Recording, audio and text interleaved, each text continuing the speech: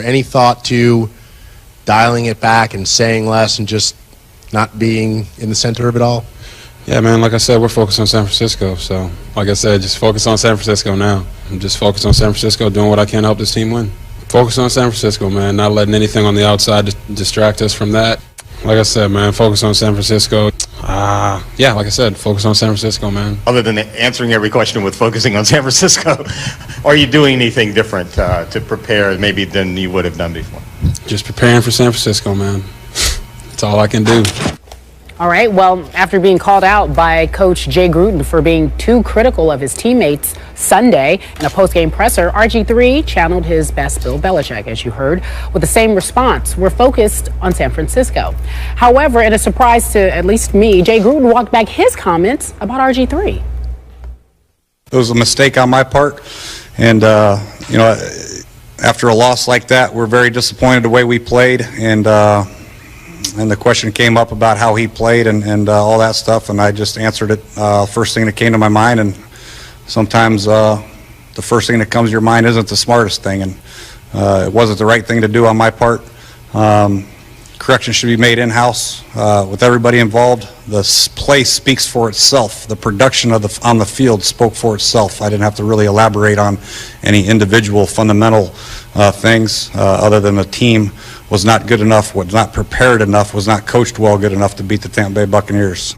All right, so listen, we'll take one at a time. Stephen A., question for you, or you can answer both. How did we feel about the way RG3 handled the press conference and then Gruden's his comments subsequently? The Redskins are a joke. Let's just get that out of the way first. And Jay Gruden epitomized that, as far as I'm concerned, with him moonwalking backwards from his initial comments, which obviously were 100% right, and he meant wholeheartedly. The fact that he backtracked to the degree that he did, with the expediency that he did, just says to me that Daniel Snyder probably called him upstairs and he had a conversation with them, and Daniel Snyder is still going through just excessive measures to be protective of his franchise quarterback. Jay Gruden was wrong to address those things the way that he did with this specificity that he did in a press conference. But he wasn't wrong with what he was saying.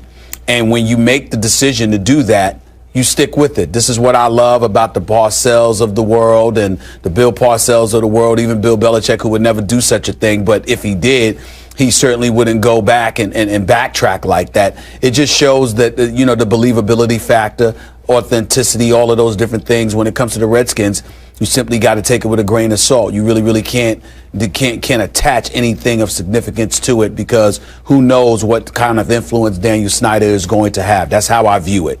As it pertains to RG3, with all due respect, he's a train wreck. It's just that simple. Because to me, he did himself no favors. I have said repeatedly, Skip Bayless, that RG3, the minute the season was over, considering the litany of questions about his character as it pertains to him being a willing teammate, somebody that's willing to ride and die for teammates, to go all out, to be about more than the RG3 brand and all of that stuff, there was so much that was said about him. You cannot be quiet. You cannot sit idly by and let people talk about you like that without saying anything.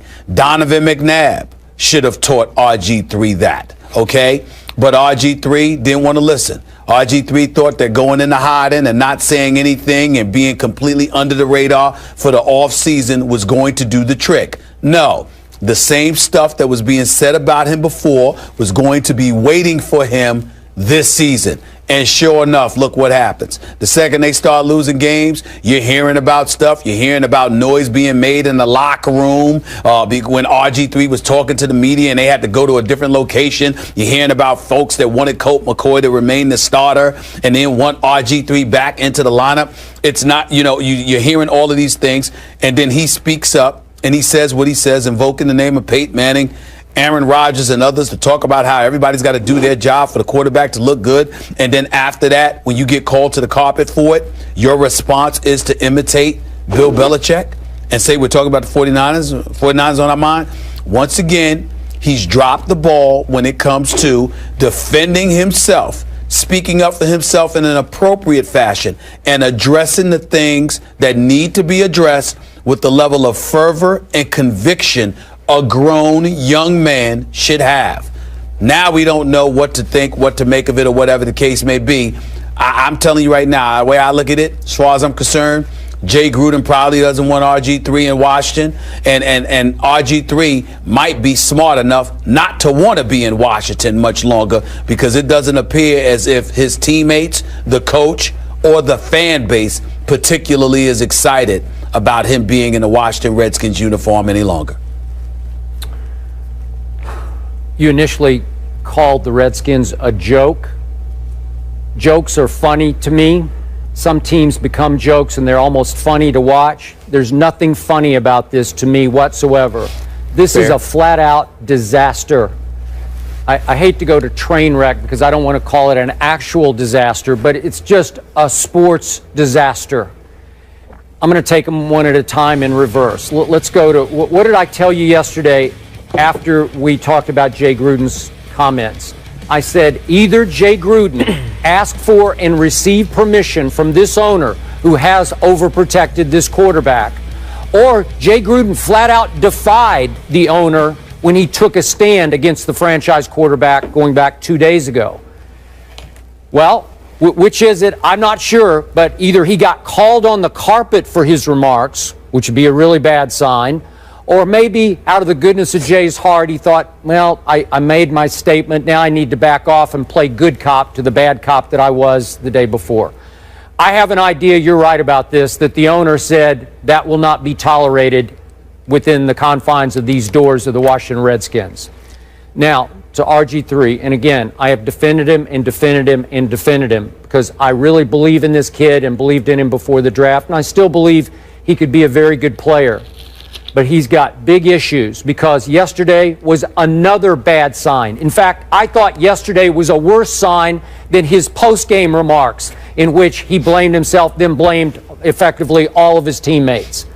Yesterday was another me. It was just way too cute. Oh, because we all knew right away. Oh, he's going Bill Belichick. Oh, we get it. Ha, ha, ha, Robert. I'm only focused on San Francisco. I'm only focused on San Francisco. I'm only focused on San Francisco. It's another diva move.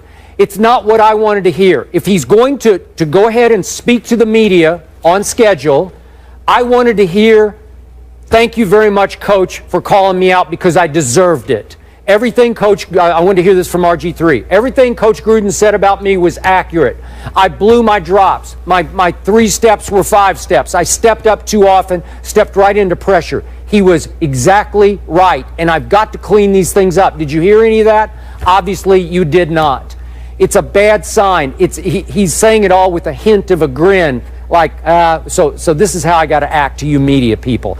If you're going to do that, then just don't speak at all. I'd be much better off if you just said, hey, I'm done. I don't want to talk to the media anymore. But no, we had to go, I'm just focused on San Francisco. It's another attention grab. And frankly, help me out here. Didn't that attract even more attention than what he said after the game the other day? That's all we're talking about. It's our number one NFL topic today.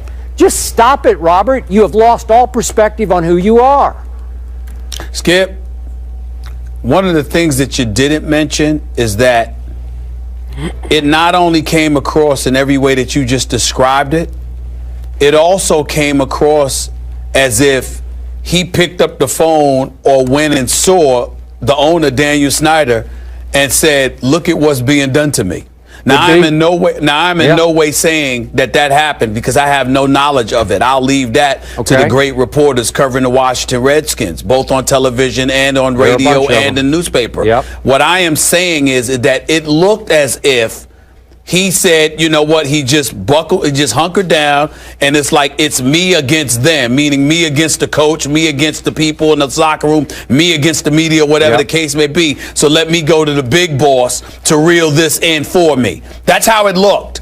And if it looked that way to me, chances are there are some people in that locker room that think like that.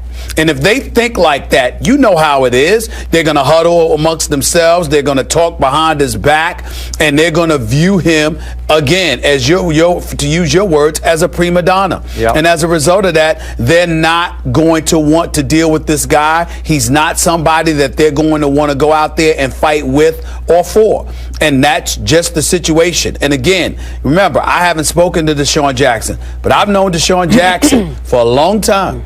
And him coming out with that stuff the other day on Instagram in the immediate aftermath of RG3's comments are no accident. None whatsoever.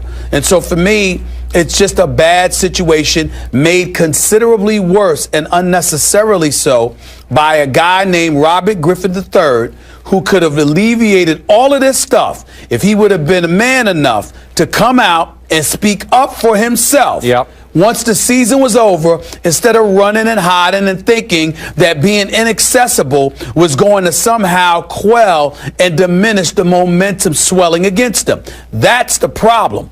And I'm not somebody, yes, I know that I have a platform, you have a platform, and we could talk all day until the cows come home. That's what we do for a living. So I understand that an athlete shouldn't have the mentality that I want to take on people or I want to fight over every little thing.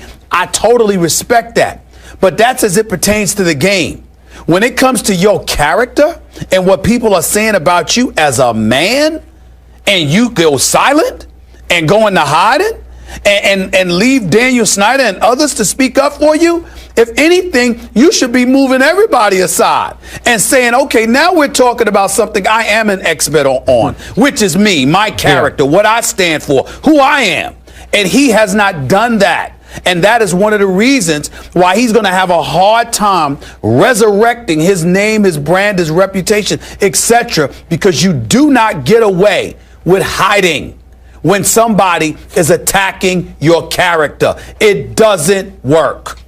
Last quick point on Deshaun that you brought up. Deshaun went out of his way yesterday in his interview session to bring up the fact of how close he came to signing with San Francisco, just to send the message of he's trying to distance himself from this mess, and he's basically telling you, I think I made a mistake. Right. Right. Yeah. Yeah. Okay. All right. Yeah. We got to wrap, gentlemen.